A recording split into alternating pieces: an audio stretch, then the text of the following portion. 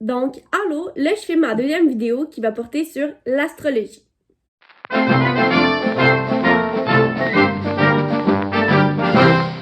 Donc, pour commencer, l'astrologie c'est quoi?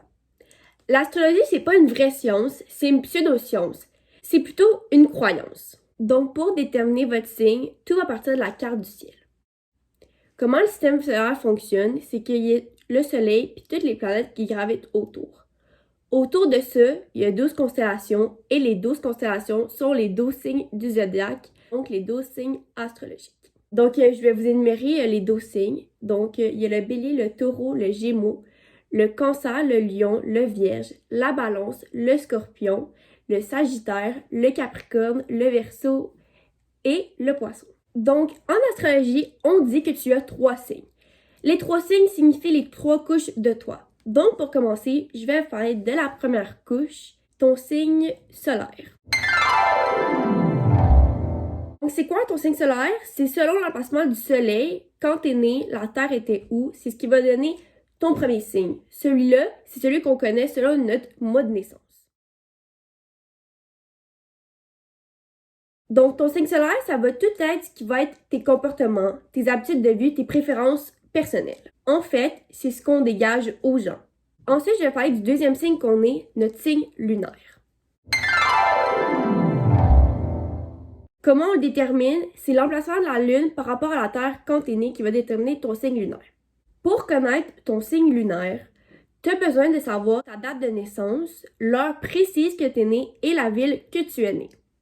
Le signe lunaire, c'est le signe le plus difficile à capter. C'est tes vraies émotions, comment tu vas te sentir vraiment. C'est ce que tu es toi-même avec toi-même. Ton signe lunaire, c'est un peu quand tu es saoul. La façon que tu vas agir quand tu es saoul, c'est tes vraies émotions. Donc, ton signe lunaire, c'est un peu la même chose. Donc, ensuite, je vais parler de notre troisième signe, notre ascendant. Notre ascendant, comment on fait pour le déterminer? C'est à l'horizon à l'est, c'est le premier signe qui va se lever. Puis qu'est-ce que ça fait sur un ascendant? C'est ce que tu vas dégager aux autres à leur première impression. C'est un peu le masque que tu vas te mettre devant la société. Fait que finalement, nos 3 signes, c'est quoi? Selon la science, ça serait nos 3 couches de personnalité qu'on a. Donc la plus proche de nous, notre lunaire. Ensuite, notre signe solaire. Ensuite, notre ascendant.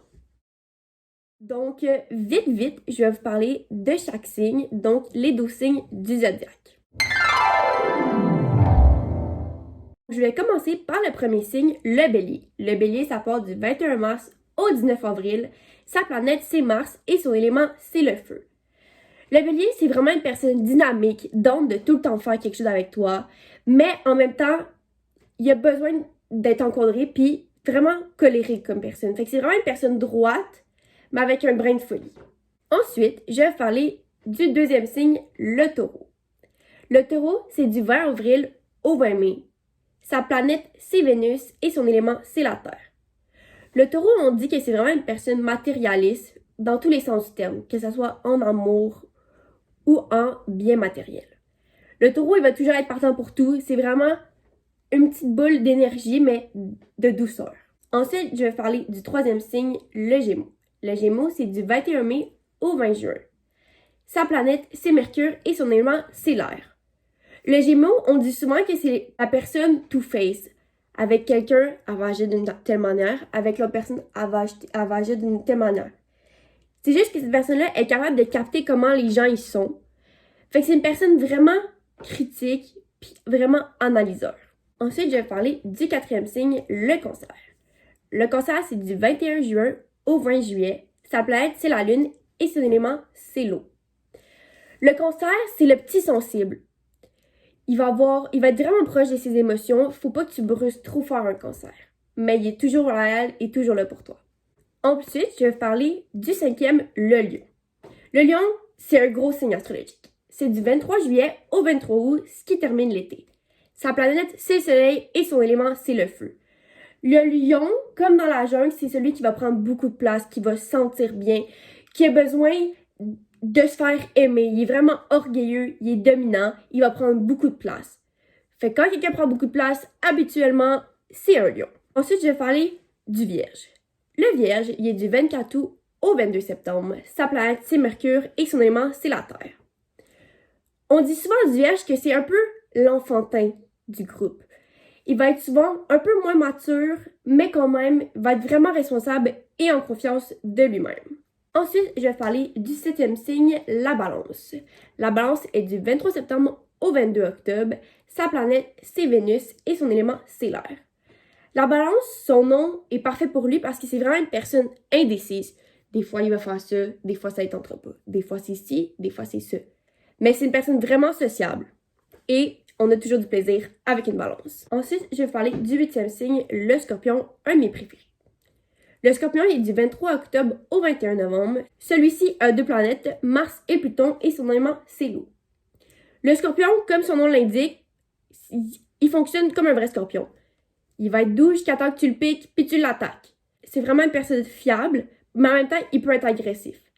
Moi, les Scorpions, je les aime bien. J'aime bien leur comportement. La plupart des gens les trouvent un peu difficiles d'approche, c'est vrai, mais ils sont toujours là pour nous aider. Ensuite, je vais parler du 9e signe, le Sagittaire. Le Sagittaire, c'est du 22 novembre au 21 décembre.